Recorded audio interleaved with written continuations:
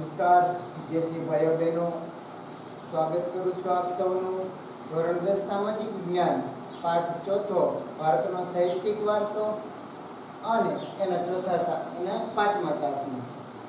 તો આપણે આગળના 4 તાસ ભણ્યા. એની અંદર પાઠનું નામ જ છે કે ભારતનો સાહિત્યિક વારસો. તો સાહિત્ય બાબતે જે કાંઈ પણ સર્જન થયેલું છે, ઋષિમુનિઓએ, વિદ્વાનોએ, કવિઓએ, લેખકોએ જે કાંઈ સાહિત્ય સર્જન કર્યું છે એના વિશેની માહિતી આપણે આ પાઠમાં મેળવી રહ્યા છીએ. ભાષા અને સાહિત્ય વિશેનો ખ્યાલ મેળવો, પ્રાચીન ભારતનું આપણું સાહિત્ય કેવું હતું એના વિશેની માહિતી મેળવી. પ્રાચીન ભારતના સાહિત્ય અંતર્ગત આપણે ભણ્યા વેદો વિશેનો ખ્યાલ મેળવો, પછી ઉપનિષદો, આરણ્યકો, બ્રાહ્મણ ગ્રંથો, વેદાંગો આ બધા વિશેની માહિતી મેળવી. તથા આપણે નેક્સ્ટ ભણ્યા હતા કે ભાઈ મધ્યકાલીન સાહિત્ય, મધ્યકાલીન યુગમાં જે કાંઈ પણ સાહિત્ય સર્જન થયું છે એના બધા વિશેની માહિતી પણ મેળવી હતી કે ભાઈ મધ્યકાલીન સાહિત્ય છે કઈ કઈ ભાષાઓમાં કેવી રીતે સાહિત્ય સર્જન થયું એની પણ આપણે માહિતી મેળવી હતી. ઘણું બધું છે એ ચલાવી દીધું છે અને લેક્ચર તમને યાદ પણ હશે. વિવિધ ભાષાઓ દ્વારા જે કંઈ પણ સાહિત્ય સર્જન થયું છે, ફારસી, ઉર્દુ એ બધી ભાષાઓમાં, સંસ્કૃત ભાષામાં, બંગાળી ભાષામાં જે કાંઈ પણ સાહિત્ય સર્જન થયું મધ્યકાલીન સાહિત્ય દરમિયાનમાં એના વિશેની આપણે માહિતી છે એ ગત લેક્ચરમાં મેળવી હતી. આજે વિદ્યાર્થી ભાઈઓ બહેનો આપણે ભારતની પ્રાચીન વિદ્યાપીઠોનો ખ્યાલ મેળવવાનો છે. આજે આપણે ભારતની જે પ્રાચીન વિદ્યાપીઠો છે એના વિશેની માહિતી મેળવવાની છે.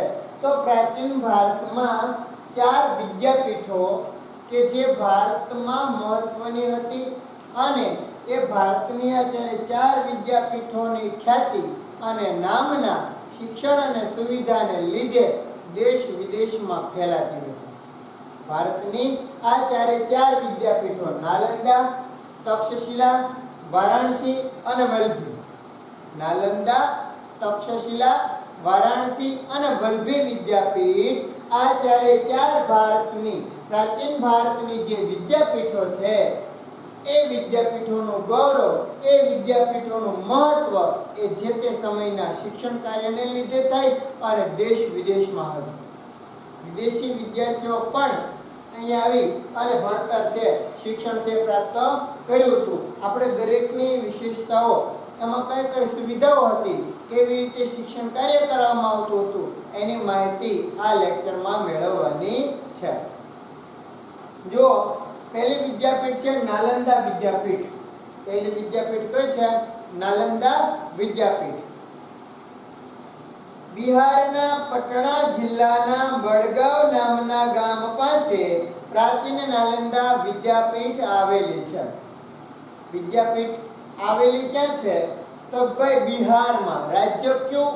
તો કે બિહાર રાજ્ય. તો બિહાર રાજ્યના પટણા જિલ્લાના બડગાંવ નામના ગામ પાસે.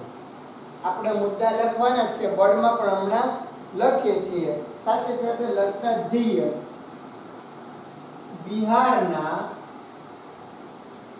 પટણા જિલ્લાના બડગાંવ નામના ગામ પાસે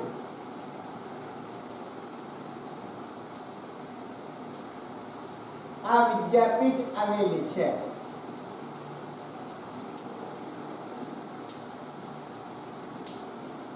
બિહારના પટના જિલ્લાના બડગાંવ નામના ગામ પાસે આ પ્રાચીન વિદ્યાપીઠ જે નાલંદા છે એ આવેલી છે. ભારતની સંસ્કૃતિમાં બૌદ્ધ અને જૈન પરંપરામાં નાલંદા વિદ્યાપીઠનું મહત્વ ઘણું છે. બૌદ્ધ ધર્મને લગતું શિક્ષણ અને જૈન ધર્મને લગતું શિક્ષણ, આ બંને પ્રકારના શિક્ષણો, બંને ધર્મના શિક્ષણો માટે વિખ્યાત એવી કોઈ વિદ્યાપીઠ હોય તો એ છે નાલંદા વિદ્યાપીઠ. બરાબર? નાલંદા વિદ્યાપીઠ છે એમાં બૌદ્ધ અને જૈન ધર્મ આ બંને ધર્મનું શિક્ષણ કાર્ય ખૂબ જ સારી રીતે કરવામાં આવતું હતું. એટલે બંને ધર્મ માટે આ નાલંદા વિદ્યાપીઠ મહત્વની છે.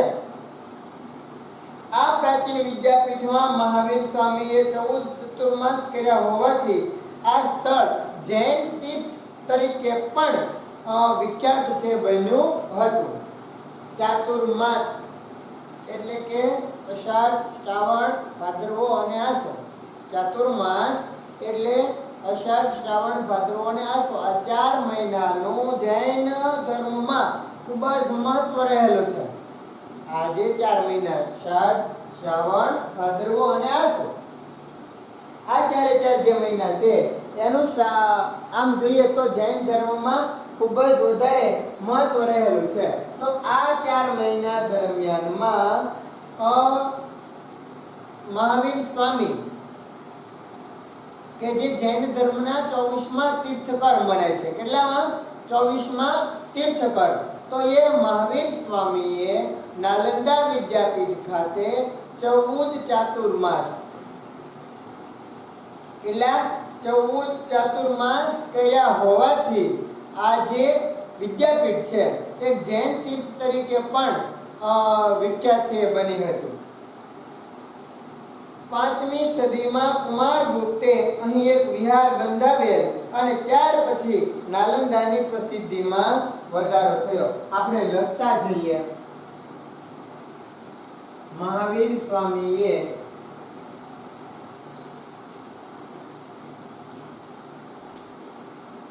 નાલંદા ખાતે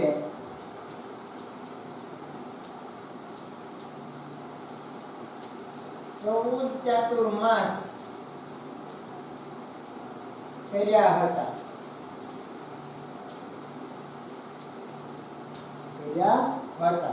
પછી 5મી સદીમાં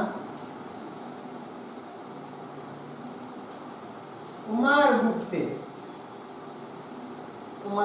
છે ને યા 5મી સદીમાં કુમારગુપ્તે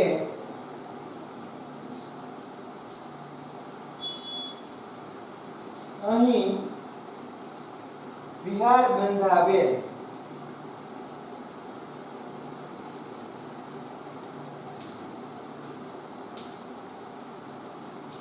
ત્યારથી નાલંદાની પ્રસિદ્ધિમાં વધારો થયો.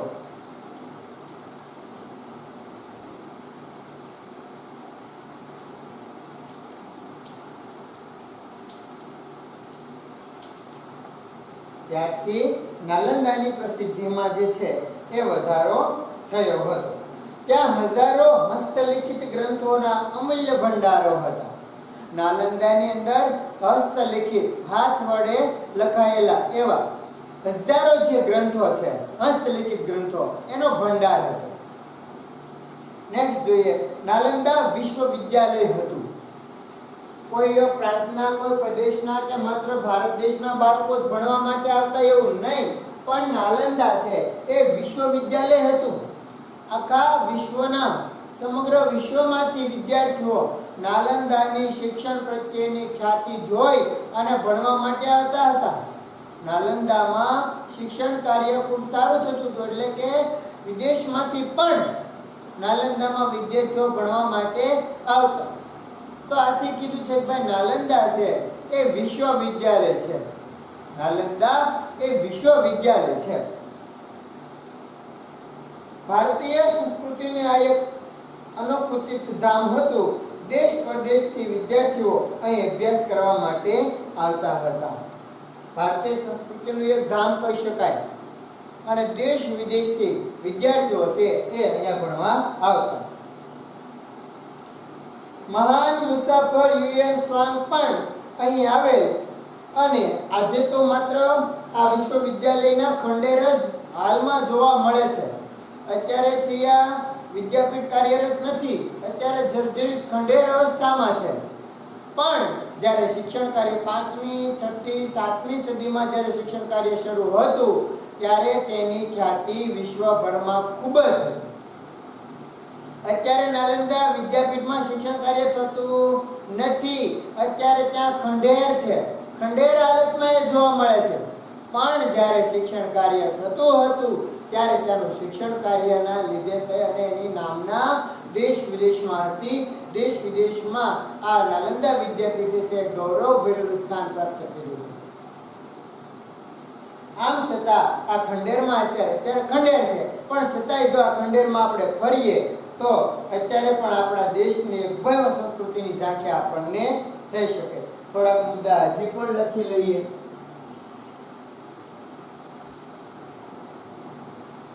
નાલંદા વિશ્વવિદ્યાલય હતું. નાલંદા વિશ્વવિદ્યાલય હતું. પછીનો મુદ્દો લખીએ. નાલંદામાં દેશ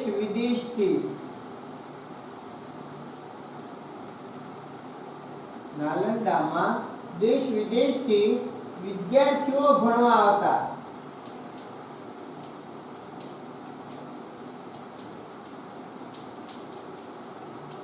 નાલંદામાં દેશ વિદેશથી વિદ્યાર્થીઓ છે ભણવા આવતા હતા.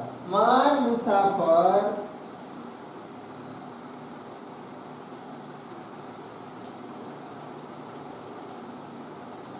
યુએન સાંગ. મહાન મુસાફર યુએન સાંગ પણ અહીં આવેલા. મહાન મુસાફર યુએન સાંગ પણ અહીં છે આવેલા હતા. અત્યારે છે વિદ્યાપીઠ કઈ હાલતમાં છે? ખંડેર હાલતમાં છે. વર્તમાન સમયમાં આ વિદ્યાપીઠ ખંડેર હાલતમાં છે.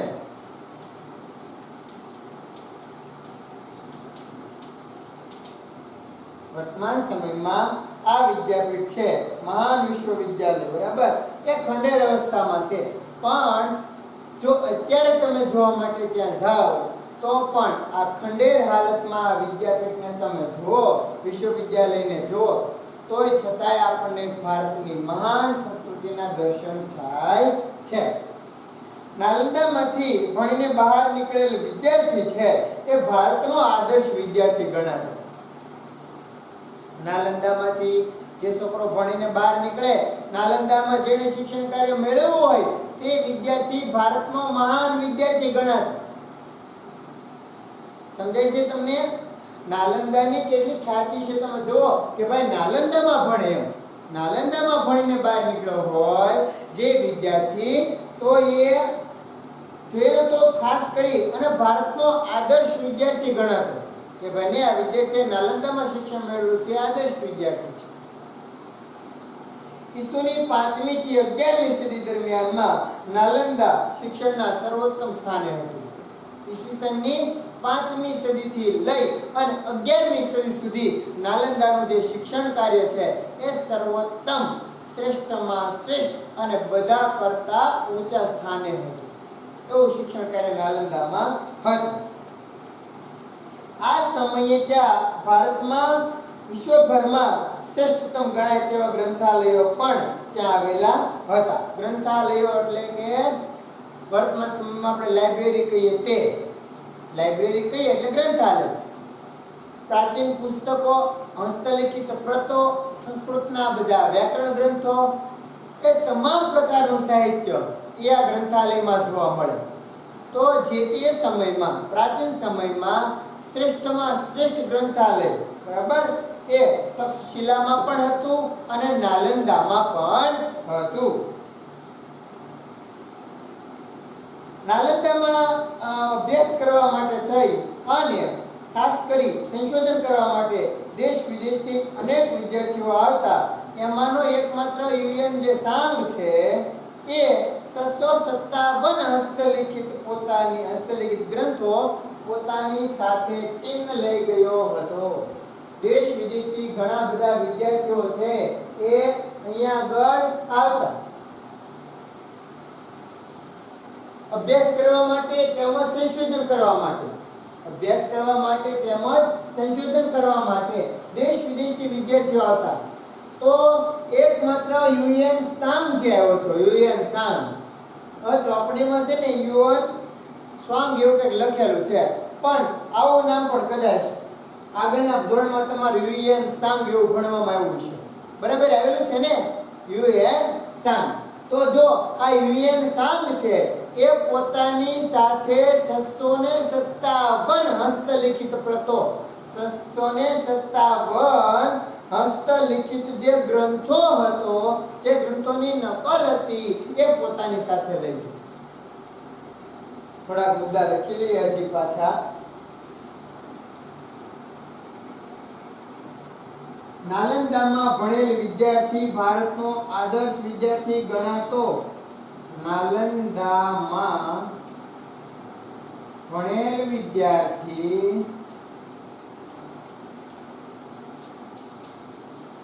ભારતનો આદર્શ વિદ્યાર્થી ગણાતો.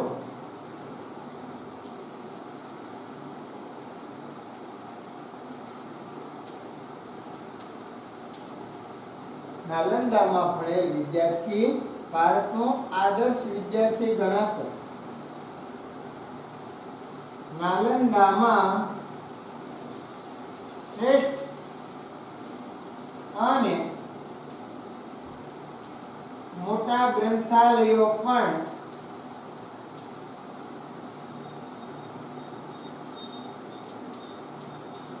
આવેલા હતા.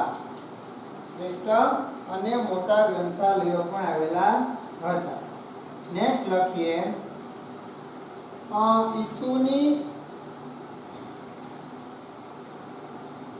ઈસુની 5મી સદીથી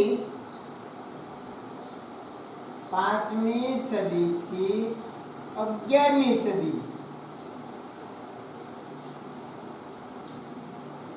સુધી નાલંદા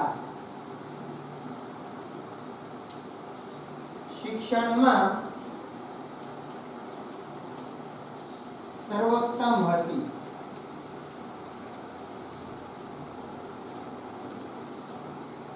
ઈસુની 5મી સદીથી લઈ અને 11મી સદી સુધી નાલંદા છે શિક્ષણમાં સર્વોત્તમ હતી. બરાબર. પછી યુએન સાંગ છે પોતાની સાથે કેટલી કોપી લઈ ગયો? આટલું તમારે લખાઈ ગયું, હજી થોડુંક લખવાનું છે.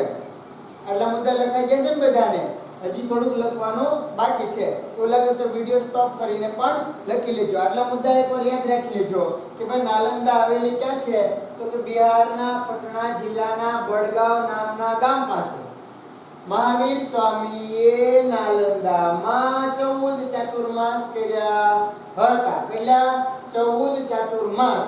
5મી સદીમાં કુમારગુપ્તે અહીં વિહાર બંધાવેલ ત્યારથી નાલંદાની પ્રસિદ્ધિમાં વધારો થયો હતો. નાલંદા વિદ્યાપીઠ છે, બરોબર? તો એ વિશ્વવિદ્યાલય હતું. નાલંદા એ વિશ્વવિદ્યાલય હતું. નાલંદા છે એમાં દેશ વિદેશથી વિદ્યાર્થીઓ ભણવા માટે આવતા. મહાન મુસાફર યુએન સાંગ પણ 7મી સદીમાં અહીંયા આગળ નાલંદામાં આવ્યા હતા. ચીનનો છે. પછી છે વર્તમાન સમયમાં વિદ્યાપીઠ ખંડેર હાલતમાં છે, પણ છતાંય એ ખંડેર હાલતમાં જોતા પણ આપણને પ્રાચીન સમયની ભારતની ભવ્ય સંસ્કૃતિની ઝાંખી થાય છે. નાલંદામાં ભણેલ વિદ્યાર્થી ભારતનો આદર્શ વિદ્યાર્થી ગણાતો હતો. બરાબર. જોઈએ ને, ભારતમાં નાલંદામાં શ્રેષ્ઠ અને મોટા ગ્રંથાલયો પણ આવેલા હતા. ઈસુની 5મી સદીથી લઈ અને 11મી સદી સુધી નાલંદામાં શિક્ષણ કાર્ય છે એ સર્વોત્તમ સ્થાને હતું. પછીનો મુદ્દો આપણે લખવાનો છે. લખો બધા. યુએન સાંગ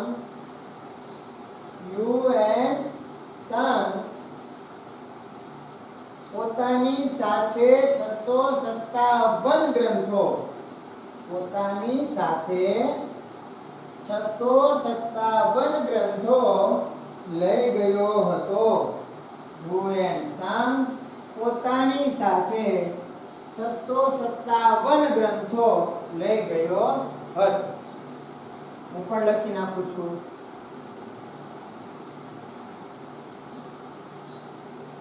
યુએન સાંગ પોતાની સાથે ચીન 657 લઈ ગયો હતો. 657 ગ્રંથો છે લઈ ગયો હતો. 7મી સદીમાં યુએન સાંગે છે મુલાકાત લીધી હતી. મહાવિદ્યાલયમાં 7 મોટા ખંડો હતા. યુએન સાંગ છે એ આ નાલંદા વિદ્યાપીઠની વિશેષતા વર્ણવે છે અહીંયા આગળ. બરાબર. 7મી સદીમાં એણે મુલાકાત લીધી. કેટલામી સદીમાં? 7મી સદીમાં. તો જો તમે કે ભાઈ એ 7 મોટા ખંડો હતા. વ્યાખ્યાન માટેના 300 ખંડો હતા. વ્યાખ્યાન એટલે કે ભણવા માટેના 300 રૂમ. 7 મોટા ખંડો, ભણવા માટેના 300 રૂમ, વિદ્યાર્થીને રહેવા માટે અને ખાસ મઠો બાંધવામાં આવ્યા હતા. અત્યારે આપણે હોસ્ટેલ સુવિધા છે. એ વખતે આ વિશ્વવિદ્યાલયમાં શું હતું? મઠ. તો વિદ્યાર્થીઓને રહેવા માટે થઈ અને ખાસ પ્રકારના મઠ છે એ બાંધવામાં આવ્યા હતા. વિદ્યાપીઠને નિર્વાહ માટે અનેક ગામો છે દાનમાં મળ્યા હતા. એ એવા ગામડા કે એ ગામડામાંથી રાજાઓ છે એ કર ઉઘરાવે નહીં, મહેસૂલ ઉઘરાવે નહીં, પણ એના બદલામાં વિદ્યાપીઠના જે વિદ્યાર્થીઓ છે એ ભિક્ષુક સ્વરૂપે જઈ અને પોતાને જરૂરિયાત લગતી વસ્તુઓ એ દાનમાં મેળવતા. નાલંદા વિદ્યાપીઠને ઘણા બધા ગામડા નિર્વાહ માટે દાનમાં મળેલા. તો ગામડાઓમાં આજે ભણતા વિદ્યાર્થીઓ છે એ ભિક્ષુકો બની અને જાય અને ત્યાંથી તે દાન મેળવતા. અનાજ, અન્ન, કપડાં આ બધું છે મેળવતા હતા. ગામોની આવકમાંથી વિદ્યાર્થીઓને ભોજન અને વસ્ત્રો વિના મૂલ્યે પૂરા પાડવામાં આવતા હતા. આજે ગામમાંથી જે દાન મળે એ દાન, તો એ દાનની જે આવક છે એમાંથી વિદ્યાર્થીઓને કપડાં અને અનાજ એટલે કે ભોજન છે પૂરું પાડવામાં આવતું હતું વિના મૂલ્યે, મફતમાં. અહીંનો જે ગ્રંથાલય વાળો ભાગ છે એ ભાગ ધર્મગંજ તરીકે ઓળખાતો હતો. નાલંદા વિદ્યાપીઠનો જે ગ્રંથાલય વાળો ભાગ છે એ ધર્મગંજ તરીકે ઓળખાતો હતો.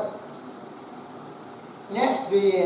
ઈસવીસન 5મી સદીથી 11મી સદી સુધીની આ નાલંદા વિદ્યાપીઠની ખ્યાતિ છે એ સુપ્રસિદ્ધ વિદ્યા કેન્દ્ર તરીકે છે રહી હતી. 5મી સદીથી લઈ અને 11મી સદી સુધી એટલે કે 700 વર્ષ નાલંદા વિદ્યાપીઠ જે છે એ શિક્ષણમાં સર્વોત્તમ સ્થાને હતી. વિદેશમાં પણ એની નામના હતી એના શિક્ષણ કાર્યને લીધે. થોડાક મુદ્દા છે એ લખી લઈએ.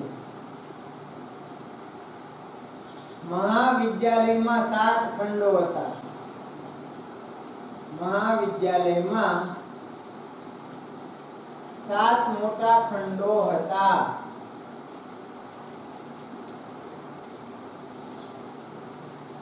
વ્યાખ્યાન માટેના વિદ્યાર્થીઓના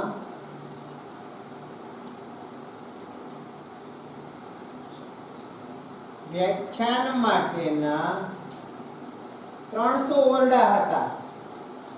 300 ખંડો હતા. વિદ્યાર્થીઓને રહેવા માટે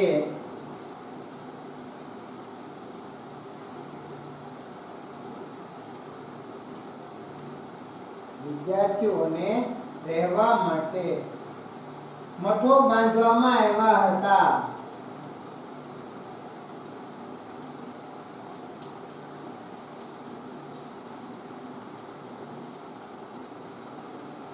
પછી લખીએ નાલંદા વિદ્યાપીઠના નિર્વાહ માટે તેને અનેક ગામડાઓ દાનમાં મળ્યા હતા. નાલંદા વિદ્યાપીઠના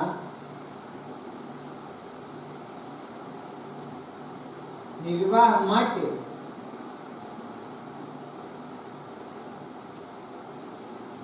અનેક ગામડા દાનમાં મળ્યા હતા.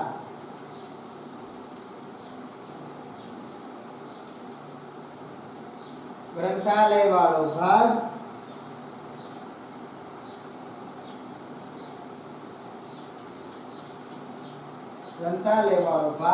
ધર્મગંજ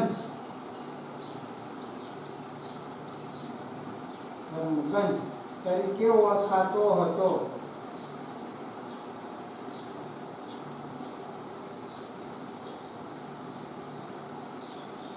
ગ્રંથાલય વાળો ભાગ ધર્મગંજ તરીકે ઓળખાતો હતો. યાદ રાખજો તમે આટલા મુદ્દા છે. અને કઈ સદીમાં? તો ભાઈ 5મી થી 11મી સદી સુધી દરમિયાન, બરોબર. આની જે ખ્યાતિ છે અને સુપ્રસિદ્ધિ છે એ વિદ્યા કેન્દ્ર તરીકે રહી છે. આગળના મુદ્દા લખ્યા અને આ મુદ્દા પણ એટલા પરિવાર નોંધી લેજો કે ભાઈ યુએન સાંગ છે એ પોતાની સાથે 657 ગ્રંથો, બરાબર, એ ચીન લઈ ગયો હતો. 7 મોટા ખંડો હતા. વ્યાખ્યાન માટેના 300 વર્ગખંડો એટલે કે ઓરડાઓ હતા, ખંડો હતા. પછી ખાસ કરીને વિદ્યાર્થીઓને રહેવા માટે છે એ મઠો બાંધવામાં આવ્યા હતા. નાલંદા વિદ્યાપીઠમાં છે એ વિદ્યાર્થીઓને નિર્વાહ માટે થઈ વિદ્યાપીઠ છે અને નિર્વાહ માટે એને ગામડા દાનમાં મળ્યા હતા. અને એ ગામડાની આવકમાંથી વિદ્યાર્થીઓને જે છે એ અનાજ અને વસ્ત્રોથી વિનામૂલ્યે પૂરા પાડવામાં આવતા હતા. છેલ્લે ભણ્યું તો ભાઈ જે ગ્રંથાલય વાળો ભાગ છે ધર્મગંજ તરીકે ઓળખાતો હતો. અને 5મી થી 11મી સદી દરમિયાનમાં આ વિદ્યાપીઠની ખ્યાતિ છે કે સુપ્રસિદ્ધિ વિદ્યા કેન્દ્ર તરીકે રહી હતી. આ બધા મુદ્દા તમે લખી. હવે પછીની વિદ્યાપીઠ લખી લેજો બધા. પછીની વિદ્યાપીઠ છે તક્ષશિલા. પછીની વિદ્યાપીઠ છે એ છે તક્ષશિલા.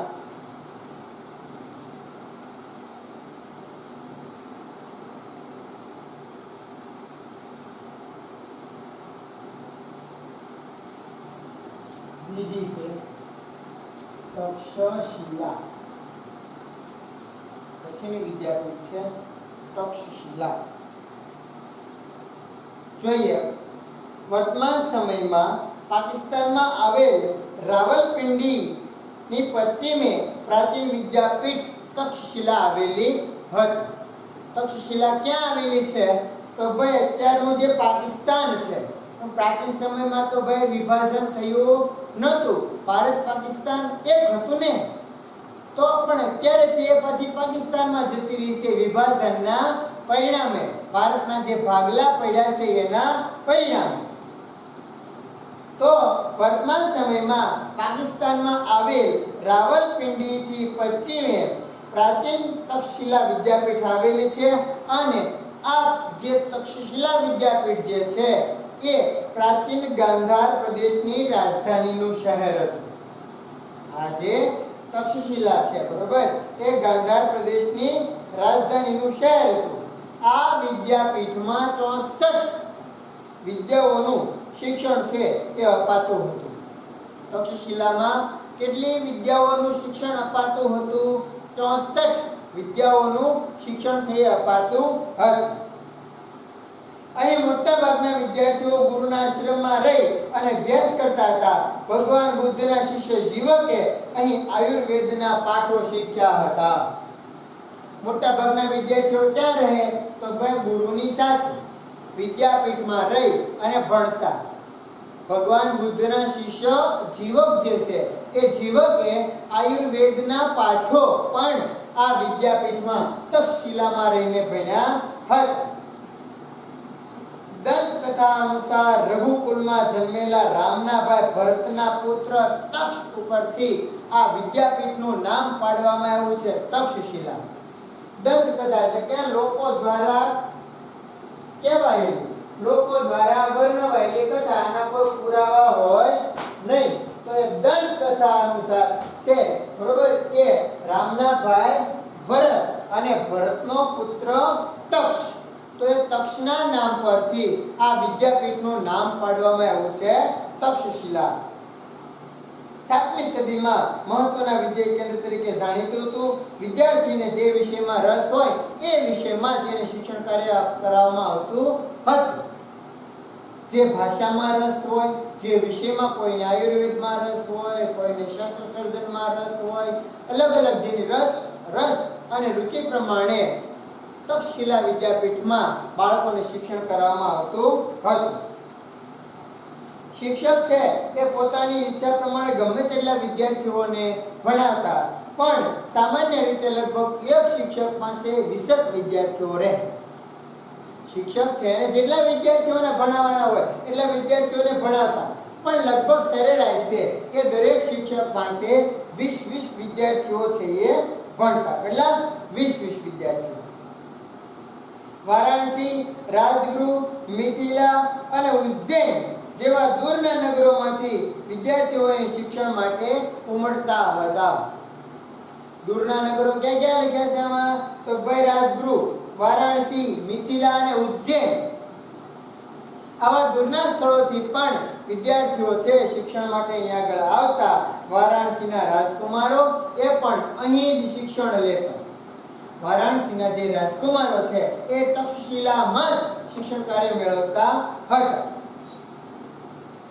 કૌશલના રાજા પ્રસેનજીત, વ્યાકરણ શાસ્ત્રી પાણિની અને રાજનીતિજ્ઞ કૌટિલ્ય એટલે કે ચાણક્ય પણ વારાણસી તક્ષશિલા વિદ્યાપીઠમાં જ શિક્ષણ લીધું હોવાનું મનાય છે.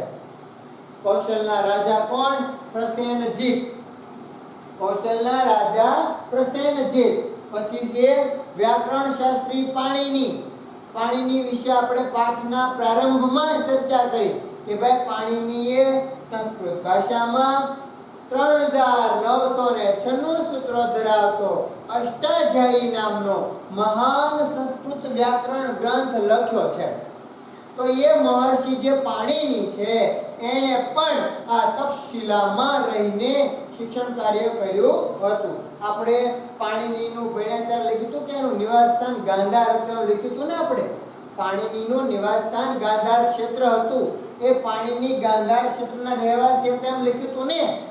તો એ જે ગાંધાર ક્ષેત્રમાં રહેતા પાણિની છે એણે પણ પોતાનું શિક્ષણ કાર્ય છે અહીંયા આગળ તક્ષશિલામાં મેળવ્યું હતું. રાજનીતિજ્ઞ કૌટિલ્ય પણ અહીંયા આગળ શિક્ષણ લીધું હોવાનું મનાય છે. ચાણક્ય અર્થશાસ્ત્રની જેણે રચના કરી છે એવા ચાણક્ય પણ આ તક્ષશિલામાં શિક્ષણ મેળવ્યું છે. તક્ષશિલા ઉચ્ચ શિક્ષણનું કેન્દ્ર હતું. સામાન્ય સ્થિતિના વિદ્યાર્થીઓ ગુરુના ઘરે રહીને ભણતા. અહીં વેદ, શસ્ત્રક્રિયા, ગજ વિદ્યા, ધનુર્વિદ્યા, વ્યાકરણ, તત્વજ્ઞાન, યુદ્ધજ્ઞાન, ખગોળ, જ્યોતિષ વગેરેનું જ્ઞાન છે, વગેરેનું શિક્ષણ છે આપવામાં આવતું હતું. ચંદ્રગુપ્ત મૌર્યના ગુરુ ચાણક્ય અને ખુદ ચંદ્રગુપ્ત મૌર્યે પણ તક્ષશિલા વિદ્યાપીઠમાં શિક્ષણ કાર્ય કર્યું હતું. ચંદ્રગુપ્ત મૌર્યના ગુરુ કોણ? ચાણક્ય. અને ચાણક્ય પણ ખુદ, તો એ ચાણક્ય અને ચંદ્રગુપ્ત મૌર્ય પણ ખુદ શિક્ષણ કાર્ય છે તક્ષશિલામાં મેળવ્યું હતું. આના થોડા મુદ્દા છે એ નોંધી લઈએ, યાદ રાખવાનું છે તમારે. પહેલા તો કયા સ્થળે આવેલી છે તે, તો ભાઈ વર્તમાન પાકિસ્તાનમાં, વર્તમાન પાકિસ્તાનના માં આવેલ રાવલપિંડીની પશ્ચિમે, પાકિસ્તાનમાં આવેલ રાવલપિંડીની પશ્ચિમે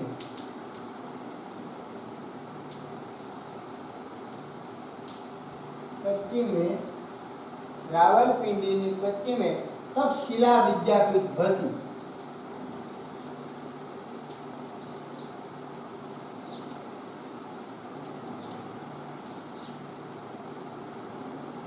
વર્તમાન પાકિસ્તાનમાં આવેલ રાવલપિંડીની પશ્ચિમે તક્ષશિલા વિદ્યાપીઠ હતી. તે પ્રાચીન ગાંધાર પ્રદેશની રાજધાનીનું શહેર હતું. તે પ્રાચીન ગાંધાર પ્રદેશની રાજધાનીનું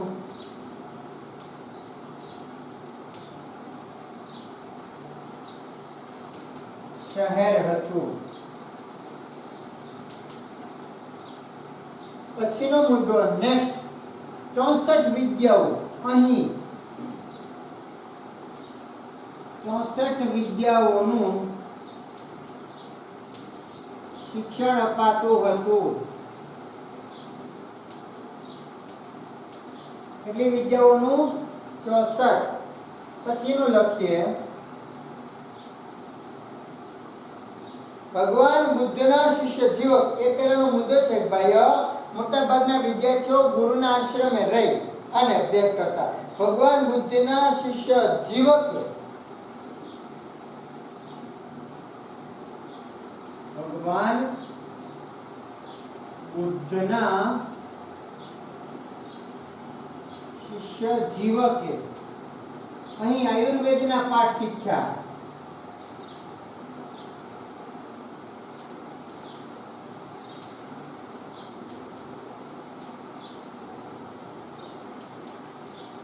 આ વિદ્યાપીઠનું નામ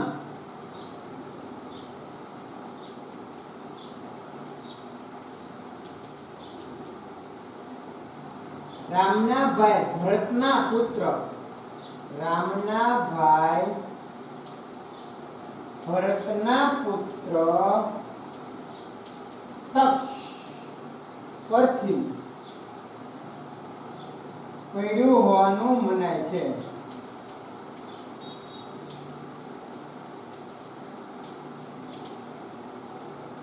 પડ્યું હોવાનું મનાય છે. શિક્ષક પાસે લગભગ 20 વિદ્યાર્થીઓ ભણતા. એક શિક્ષક પાસે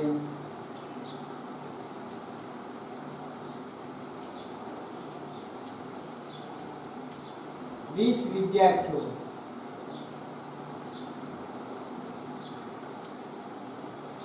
ભણતા હતા. આમ તો શિક્ષક એને જેટલા ભણાવવા એટલા ને ભણાવતા, બરાબર ને? જેટલા વિદ્યાર્થીઓને શિક્ષક ઈચ્છે એટલા વિદ્યાર્થીઓને ભણાવી શકે, પણ સામાન્ય રીતે છે લગભગ 20 વિદ્યાર્થીઓ. કેટલા? 20 વિદ્યાર્થીઓ ભણતા હતા. વારાણસી, રાજગૃહ, મિથિલા.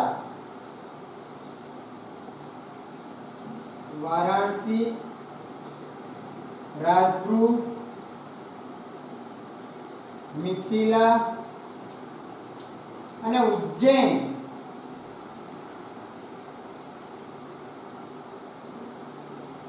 ના વિદ્યાર્થીઓ પણ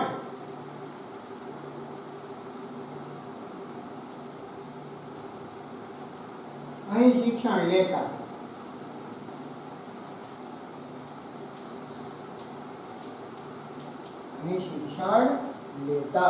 બરાબર? વારાણસી, રાજગૃહ, મિથિલા અને ઉજ્જૈન.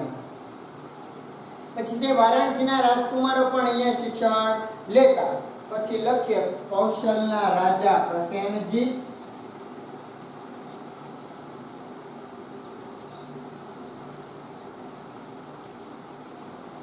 કૌશલના રાજા પ્રસેનજીત. પછી વ્યાકરણ શાસ્ત્રી પાણિની. વ્યાકરણ શાસ્ત્રી પાણિની.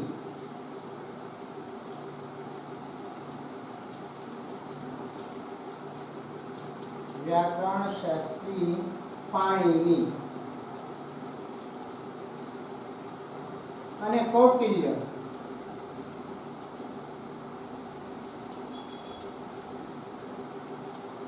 અહીં શિક્ષણ લીધું હતું.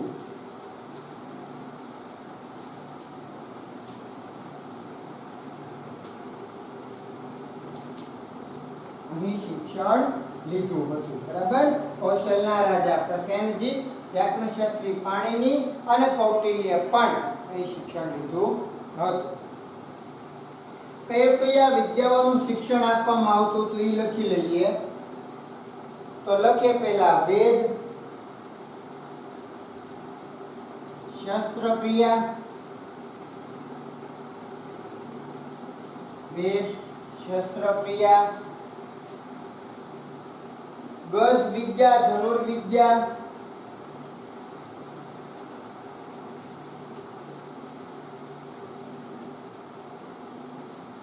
ગજ વિદ્યા ધનુર્વિદ્યા, વ્યાકરણ તત્વજ્ઞાન,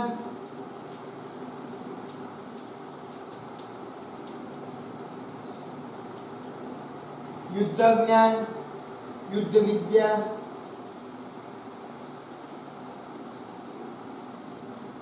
યુદ્ધ વિદ્યા, ખગોળ જ્યોતિષ,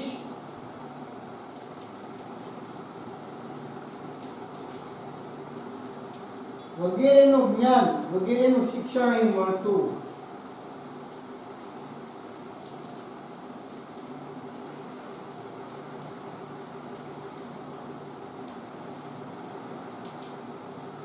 બરાબર. વેદ શાસ્ત્રક્રિયા, ગજ વિદ્યા, ધનુર્વિદ્યા, વ્યાકરણ તત્વજ્ઞાન, યુદ્ધ વિદ્યા, ખગોળ જ્યોતિષ વગેરેનું શિક્ષણ પણ અહીં મળતું હતું. પછી કયા રાજા ત્યાં ભણેલા છે? ચંદ્રગુપ્ત મૌર્ય. એ મુદ્દો તમે લખી નાખજો કે ભાઈ ચંદ્રગુપ્ત મૌર્યના ગુરુ ચાણક્ય અને ખુદ ચંદ્રગુપ્તે પણ અહીં આગળ શિક્ષણ લીધું હતું. અને છેલ્લો મુદ્દો યાદ રાખજો, 5મી સદીમાં ફાહિયાને, 5મી સદીમાં ફાહિયાને આ વિદ્યાપીઠની મુલાકાત લીધી હતી.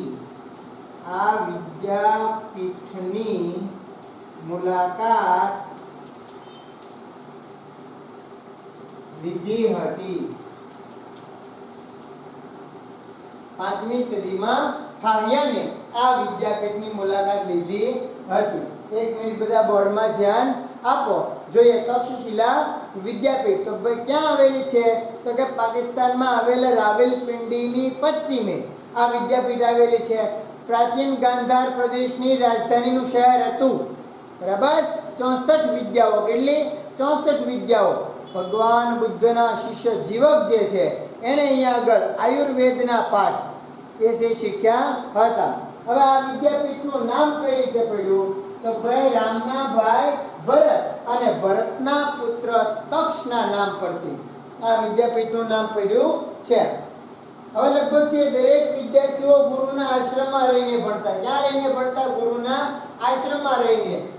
અને શિક્ષકને જેટલા વિદ્યાર્થીઓને ભણાવવા હોય એટલા વિદ્યાર્થીઓને એ ભણાવી શકતા. પણ લગભગ 20 વિદ્યાર્થીઓ છે એની સાથે રહીને ભણતા.